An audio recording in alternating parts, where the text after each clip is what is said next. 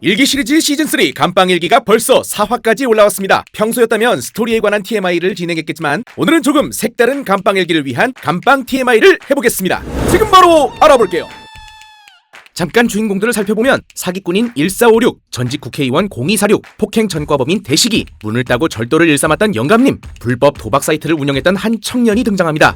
간수들까지 모두 좀비로 변한 상태이기에 탈출을 감행했던 이들이지만 사명감 투철한 간수, 부소장이 좀비로 변하지도 않은 채 총을 들고 막고 있기에 탈출할 수도 없는 상황이죠. 이 간수에 대한 TMI를 조금 하자면 4급 공무원 서기관으로 감방일기 2화 댓글 속 현직자의 댓글에 의하면 경찰로 치면 경찰서장급 고위급에 속하는 총경과 대응될 정도이고 일반 교정기관에서는 소장급이라고 합니다. 즉 전직 국회의원 0246이 갇혀있는 이곳은 꽤 규모가 있는 교도소고 탈출을 위해 계획을 하던 중 물론 찾아오기 전에 3층으로 가서 숨어 있어야죠. 그리고 영감님은 그 전에 2층에 옆동으로 통하는 연결 통로문도 따놓고 올라와야 하고요. 예? 3층에 숨으러 가는... 이 말에 의하면 감방일기 배경이 되는 교도소는 최소 3개 동이 있게 되겠죠.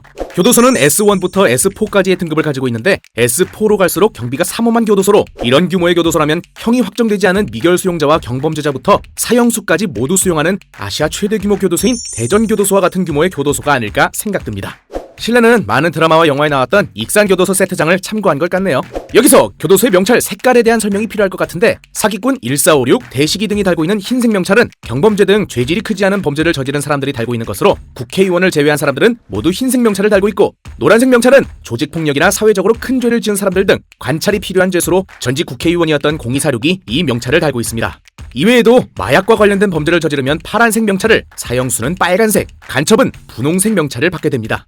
그렇다면 폭력 전과가 있는 대식이는 왜 흰색 명찰을 달고 있을까 하는 의문이 드실 텐데 조직폭력이나 강력범죄 등의 심각한 범죄를 저지르고 온 것은 아닐 것이라는 추측을 할 수 있습니다. 물론 심각한 범죄를 저질렀다고 해도 아직 법원에서 재판을 받고 있는 미결 수용자들은 흰색 명찰을 달게 되는 예외 상황이 있긴 하지만 이 경우 구분을 위해 입는 죄수복의 색깔이 다른 사람들과 달라지기에 모두 같은 색의 수의를 입고 있는 것을 보면 이 경우는 아닌 것으로 알 수 있습니다. 그렇다면 앞으로의 전개는 어떻게 될까요? 사기꾼의 주도하에 열심히 탈출 계획을 세웠으나 계획 실행의 핵심인 영감님이 좀비가 되어버렸으니 앞으로의 계획은 다 꼬인 것이나 다름이 없는데요. 이 상황에 화난 대식이가 범인이 나올 때까지 모두를 패버린다는 방향으로 간다고 하자 역시 0246이 전직 국회의원답게 현 상황에서 모두의 적인 교도관으로 화살의 방향을 돌립니다.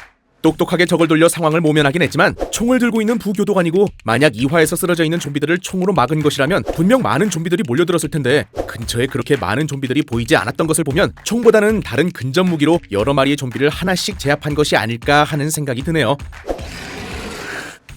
이렇게 되면 아무리 대식이 일행이라 해도 부교도관을 상대하기가 쉽지 않았을 텐데 아마 큰 소득 없이 돌아가거나 주인공 일행이 또 큰 위험에 빠지게 되지는 않을까 하는 생각이 듭니다. 지금까지 영상 봐주셔서 감사드리고 재미있게 보셨으면 구독과 좋아요 꾹 눌러주시고 더 알고 싶은 것이 있다면 댓글로 제보해주세요. 제가 바로 알아볼게요.